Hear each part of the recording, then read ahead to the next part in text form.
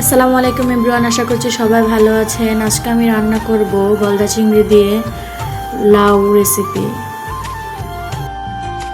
আপনারাও চাইলে এই গরমে এভাবে রান্না করে খেয়ে দেখতে পারেন।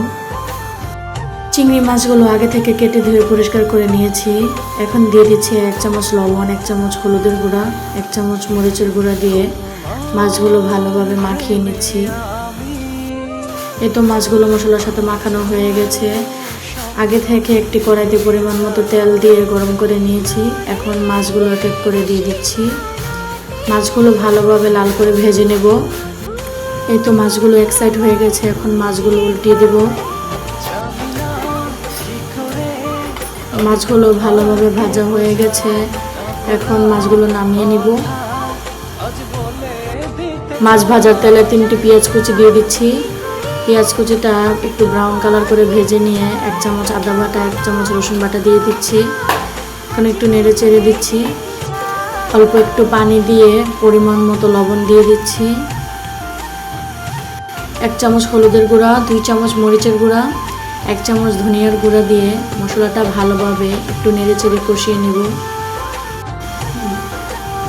দেখতে পাচ্ছেন এখানে লাউটা কিভাবে কেটে নিয়েছি।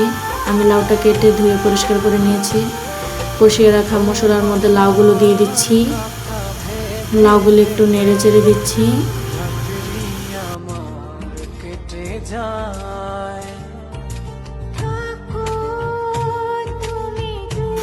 ঢাকনা দিয়ে ঢেকে দিচ্ছি 5 মিনিটের জন্য।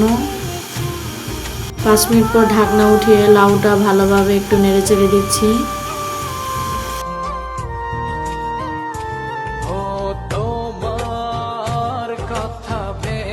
7-8টা কাঁচামরিচ দিয়ে একটু নেড়ে চেড়ে দিচ্ছি।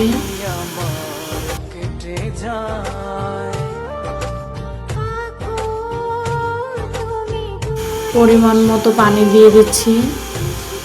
এখন ভেজে রাখা মাছগুলো দিয়ে দিচ্ছি। আমি তরকারিটা ঢাকনা দিয়ে ঢেকে দিয়েছিলাম, ভিডিওটা স্কিপ হয়ে গেছে।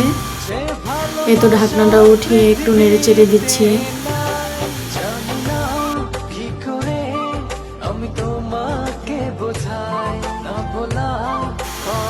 অল্প একটু ধনিয়া পাতা কুচি দিয়ে ভালোভাবে নেড়ে চেড়ে নামিয়ে নিব। ভিডিওটি ভালো লাগলে লাইক, কমেন্ট, শেয়ার করে পাশে থাকবেন। আল্লাহ হাফেজ।